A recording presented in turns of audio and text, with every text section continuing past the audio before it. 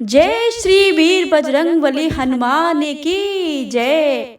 हे प्रिय भक्तजनों, आज मंगलवार का दिन है और मंगलवार के दिन हनुमान जी की कथा को सुनने मात्र से ही सभी मनोकामनाएं संपूर्ण हो जाती हैं। आइए प्रेम भाव भक्ति से रसपान करते हैं हनुमान जी की बहुत ही दुर्लभ एवं पौराणिक कृत कथाओं का। तो आप सभी से विनम्र अनुरोध है कि कथा को भक्ति भाव से और प्रसन्न मन चित्त से पूरा अवश्य सुने और कमेंट बॉक्स में हनुमान जी की जय लिखना बिल्कुल भी मत भूलिएगा। एक बार प्रेम से जयकारा लगाते हुए रसपान करते हैं हनुमान जी की कथाओं का। तो प्रेम से बोलिए, वीर बजरंगबली हनुमान की जय, सियावर रामचंद्र की जय। एक बार नैमिषारण्य तीर्थ में 88,000 मुनि एकत्रित होकर पुराणों के ज्ञाता श्री सूत जी से पूछने लगे, हे महामुनि, आपने हमें अनेक पुराणों की कथाएं सुनाई हैं। अब कृपा करके हमें ऐसा व्रत और कथा बताएं जिसके करने से संतान की प्राप्ति हो तथा मनुष्यों का रोग शोक अग्नि सर्व दुख आदि भय को दूर होकर, क्योंकि कलयुग में सभी जीवों की आयु बहुत कम है, फिर इस पर उन्हें रोग चिंता के कष्ट लगे रहते हैं, तो फिर वह श्री हरि के चरणों में अपना ध्यान कैसे लगा सकेंगे। श्री सूत जी बोले, हे मुनियों, आपने लोक कल्याण के लिए बहुत ही उत्तम बात पूछी है। एक बार युधिष्ठिर ने भगवान कृष्ण से लोक कल्याण के लिए यह प्रश्न किया था। भगवान श्री कृष्ण और युधिष्ठिर का संवाद मैं तुम्हारे सामने कहता हूँ, तुम ध्यान पूर्वक सुनो। एक समय पांडवों की सभा में श्री कृष्ण जी बैठे हुए थे। तब युधिष्ठिर ने भगवान श्री कृष्ण से प्रश्न किया, प्रभु, हे नंदन, हे गोविंद, आपने मेरे लिए अनेकों कथाएं सुनाई हैं। आज कृपया करके ऐसा व्रत या कथाएं सुनाएं जिसके करने से मनुष्य को रोग चिंता भय समाप्त हो और उसके पुत्र की प्राप्ति हो। हे प्रभु, बिना पुत्र के जीवन व्यर्थ है। पुत्र के बिना मनुष्य नरकगामी होता है। पुत्र के बिना मनुष्य पितृतृण से छुटकारा नहीं पा सकता है, न ही उसका पुत्रांग नामक नरक से उद्धार हो सकता है। अतः पुत्रदायक व्रत बतलाइए। श्री कृष्ण भगवान बोले, हे राजन, मैं एक प्राचीन इतिहास सुनाता हूँ, आप उसे ध्यान पूर्वक सुनो। कुंडलपुर नामक एक नगर था। उसमें नंदा नामक एक ब्राह्मण रहता था। भगवान की कृपा से उसके पास सब कुछ था, फिर भी वह दुखी था। इसका कारण यह था कि ब्राह्मण की स्त्री सुनंदा के कोई संतान न थी। सुनंदा पतिव्रता थी, भक्ति पूर्वक श्री हनुमान जी की आराधना करती थी। मंगलवार के दिन व्रत करके अंत में भोजन बनाकर हनुमान जी का भोग लगाने के बाद स्वयं भोजन करती थी। एक बार मंगल के दिन ब्राह्मणी गृह कार्यों की अधिकता के कारण हनुमान जी को भोग न लगा सकी, तो इस पर उसे बहुत ही दुख हुआ। उसने कुछ भी नहीं खाया और अपने मन में प्रण किया कि अब तो अगले मंगल को ही हनुमान जी का भोग लगाकर अन्न जल ग्रहण करूंगी। ब्राह्मणी सुनंदा की इस असीम भक्ति के प्रभाव से श्री हनुमान जी बहुत प्रसन्न हुए और प्रकट होकर बोले, सुनंदा, मैं तेरी भक्ति से बहुत प्रसन्न हूँ, तू उठ और वरदान मांग।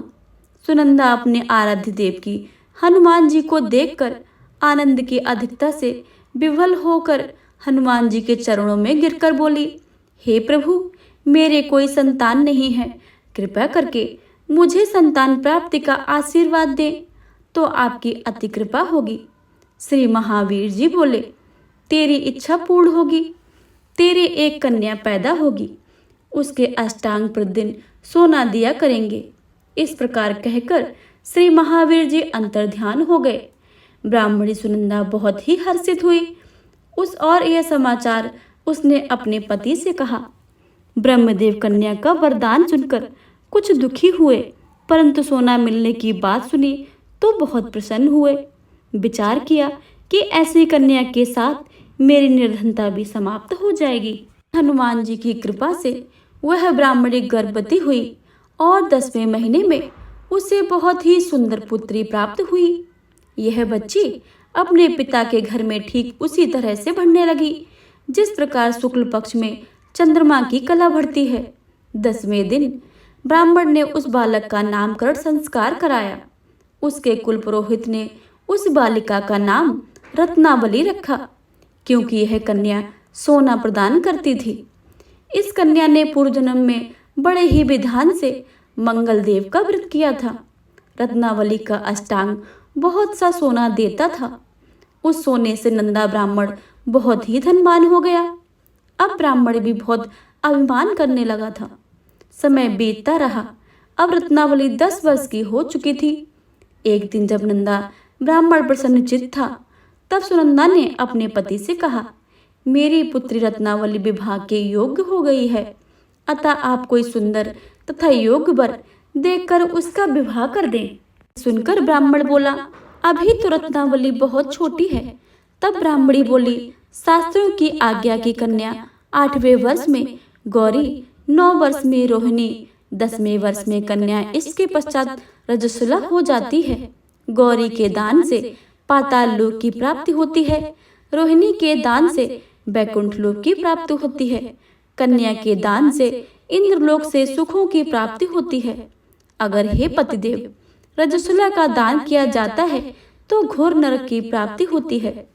इस पर ब्राह्मण बोला, अभी तो रत्नावली मात्र 10 वर्ष की है और मैंने तो 16-16 वर्ष की कन्याओं के विवाह कराए हैं, अभी जल्दी क्या है। तब ब्राह्मणी सुनंदा बोली, आपको तो लोभ अधिक हो गया है। लगता है शास्त्रों में कहा गया है कि माता पिता और बड़ा भाई रजस्वला कन्या को देखते ही वह अवश्य ही नरकगामी होते हैं। तब ब्राह्मण बोला, अच्छी बात है, कल मैं अवश्य ही योग वर तलाश में अपना दूध भेजूंगा। दूसरे दिन ब्राह्मण ने अपने दूत को बुलाकर और आज्ञा दी, जैसी सुंदर मेरी कन्या है वैसा ही सुंदर वर उसके लिए तलाश करो। दूत अपने स्वामी की आज्ञा पाकर निकल पड़ा। पंपई नगर में उसने एक सुंदर लड़के को देखा। यह बालक एक ब्राह्मण परिवार का बहुत धनवान पुत्र था और गुणवान था। इसका नाम सोमेश्वर था।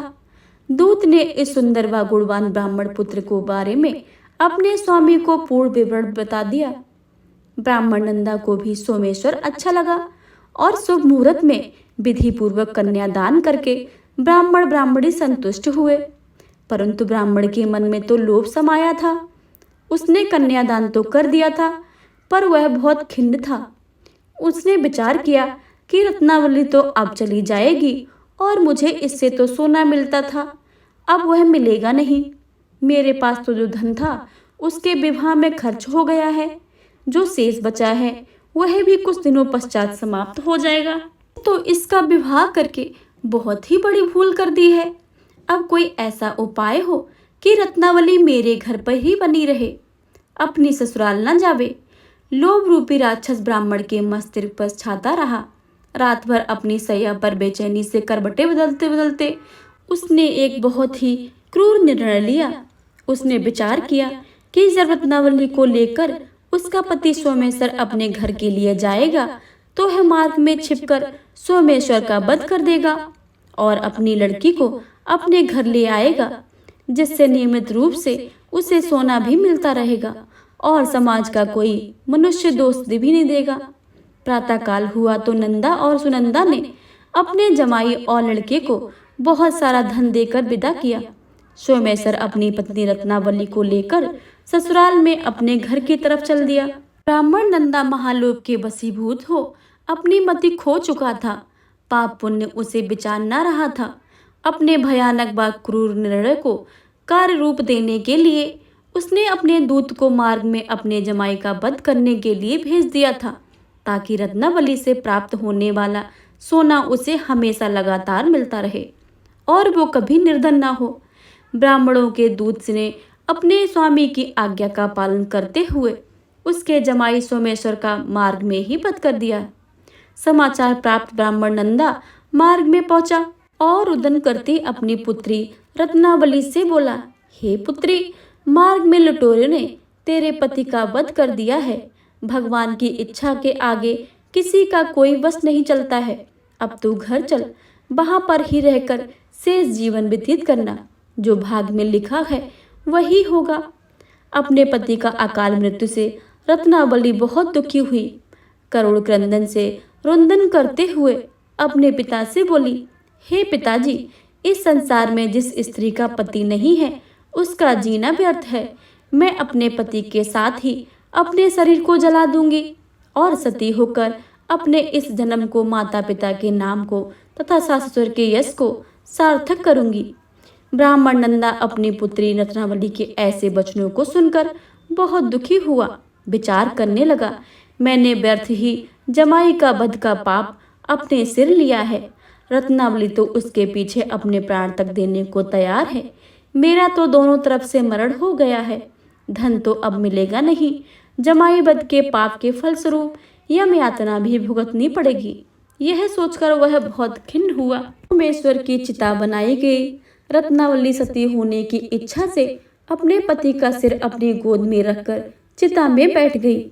जैसे ही सोमेश्वर की चिता को अग्नि लगाई गई, वैसे ही प्रसन्न होकर मंगलदेव वहां प्रकट हुए और बोले, हे रत्नावली, मैं तेरी पति भक्ति से बहुत प्रसन्न हूँ, तू वरदान मांग ले। रत्नावली ने अपने पति का जीवन दान मांगा। तब मंगलदेव बोले, रत्नावली, तेरा पति अजर अमर है, यह महाविद्वान भी होगा और इसके अतिरिक्त तेरी जो इच्छा हो सो वर मांग ले। तब रत्नावली बोली, हे ग्रहों के स्वामी, यदि आप मुझ पर प्रसन्न हैं तो मुझे यह वर दीजिए कि जो मनुष्य मंगलवार के दिन प्रातः काल लाल पुष्प लाल चंदन से पूजा करके आपको स्मरण करे, उसके रोग व्याधि ना हो, स्वजनों का कभी वियोग ना हो, सर्प अग्नि तथा शत्रुओं का भय ना रहे। जो स्त्री मंगलवार का व्रत करे वह कभी विधवा ना हो। मंगलदेव तथास्तु कहकर अंतर्ध्यान हो गए। सोमेश्वर मंगलदेव की कृपा से जीवित हो उठा। रत्नावली पति को पुनः प्राप्त करके बहुत ही प्रसन्न हुई और मंगलदेव का व्रत करके प्रत्येक मंगलवार को व्रतराज और मंगलदेव की कृपा से इस लोक में सुख ऐश्वर्य को भोगते हुए अंत में अपने पति के साथ स्वर्ग लोक को गई। प्रेम से बोले, भगवान मंगलदेव की जय, भगवान वीर बजरंगबली की जय। मंगलवार की एक और कथा के अनुसार एक ब्राह्मण दंपति की कोई संतान नहीं थी, जिसके कारण पति पत्नी दुखी थे। वह ब्राह्मण हनुमान जी की पूजा हेतु वन में चला गया। वह पूजा के साथ महावीर जी से एक पुत्र की कामना प्रकट किया करता था। घर पर उसकी पत्नी मंगलवार व्रत पुत्र की प्राप्ति के लिए किया करती थी। मंगल के दिन व्रत के अंत में भोजन बनाकर हनुमान जी को भोग लगाने के बाद स्वयं भोजन ग्रहण करती थी। एक बार कोई व्रत आ गया जिसके कारण ब्राह्मणी भोजन न बना सकी। तब हनुमान जी का भोग भी नहीं लगाया। वह अपने मन में ऐसा प्रण करके सो गई कि अगले मंगलवार को हनुमान जी का भोग लगाकर अन्न ग्रहण करूंगी। वह भूखी प्यासी 6 दिन तक पड़ी रही। मंगलवार के दिन उसे मूर्छा आ गई। तब हनुमान जी उसकी लगन और निष्ठा को देखकर अति प्रसन्न हो गए। उन्होंने उसे दर्शन दिया और कहा, मैं तुमसे अति प्रसन्न हूँ। मैं तुमको एक सुंदर बालक देता हूँ जो तेरी सेवा किया करेगा। हनुमान जी मंगलवार को बाल रूप में उसको दर्शन देकर अंतर्ध्यान हो गए। सुंदर बालक पाकर ब्राह्मणी अति प्रसन्न हुई। ब्राह्मणी ने बालक का नाम मंगल रखा। कुछ समय पश्चात ब्राह्मण वन से लौटकर प्रसन्नचित्त सुंदर बालक को घर में क्रीड़ा करते देखकर वह ब्राह्मण पत्नी से बोला, यह बालक कौन है? पत्नी ने कहा, मंगलवार के व्रत से प्रसन्न होकर हनुमान जी ने दर्शन देकर मुझे यह बालक दिया है। पत्नी की बात छल से भरी जान उसने सोचा, यह उल्टा व्यभिचारिणी अपनी कलुषता छुपाने के लिए बातें बना रही है। एक दिन उसका पति कुएं पर पानी भरने चला तो पत्नी ने कहा कि मंगल को भी साथ ले जाओ। वह मंगल को साथ ले चला और उसको कुएं में डालकर वापस पानी भरकर आया। तो पत्नी ने पूछा कि मंगल कहाँ है? तब मंगल मुस्कुराता हुआ घर आ गया। उसको देखकर ब्राह्मण आश्चर्यचकित हुआ। रात्रि में उसके पति से हनुमान जी ने स्वप्न में कहा, यह बालक मैंने दिया है, तुम पत्नी को उल्टा क्यों कहते हो? पति यह जानकर बहुत ही हर्षित हुआ। फिर पति पत्नी मंगलवार का व्रत कर अपने दिन को आनंद पूर्वक व्यतीत करने लगे। जो मनुष्य मंगलवार व्रत की कथा को सुनता है या पढ़ता है और नियम से व्रत करता है, उसके हनुमान जी की कृपा से सारे कष्ट दूर होकर सर्व सुख प्राप्त होते हैं। प्रेम से बोले वीर बजरंग बली की जय, हनुमान जी की जय। हे प्रिय भक्तों, अब आप श्रवण करेंगे मंगलवार की दूसरी कथा, तो प्रेम से बोलिए हनुमान जी की जय। एक समय की बात है, एक ब्राह्मण दंपति की कोई संतान नहीं थी, जिस कारण वह बेहद दुखी थे। एक समय ब्राह्मण वन में हनुमान जी की पूजा के लिए गया। वहां उसने पूजा के साथ महावीर जी से एक पुत्र की कामना की। घर पर उसकी स्त्री भी पुत्र की प्राप्ति के लिए मंगलवार का व्रत करती थी। वह मंगलवार के दिन व्रत के अंत में हनुमान जी को भोग लगाकर ही भोजन करती थी। एक बार व्रत के दिन ब्राह्मणी ने भोजन नहीं बना पाया और न ही हनुमान जी को भोग लगा सकी। उसने यह प्रण किया कि वह अगले मंगलवार को ही भगवान को भोग लगाकर ही भोजन करेगी। वह भूखी प्यासी 6 दिन तक पड़ी रही। मंगलवार के दिन वह बेहोश हो गई। हनुमान जी उसकी निष्ठा और लगन को देखकर प्रसन्न हुए। हनुमान जी ने उन्हें आशीर्वाद स्वरूप ब्राह्मणी को एक पुत्र दिया और कहा कि यह तुम्हारी बहुत ही सेवा करेगा। बालक को पाकर ब्राह्मणी अति प्रसन्न हुई। उसने बालक का नाम मंगल रखा। कुछ समय उपरांत जब ब्राह्मण घर आया तो बालक को देखकर पूछा कि यह कौन है। तब पत्नी बोली कि मंगलवार व्रत से प्रसन्न होकर हनुमान जी ने उसे यह बालक दिया है। ब्राह्मण को अपनी पत्नी की बात पर विश्वास नहीं हुआ।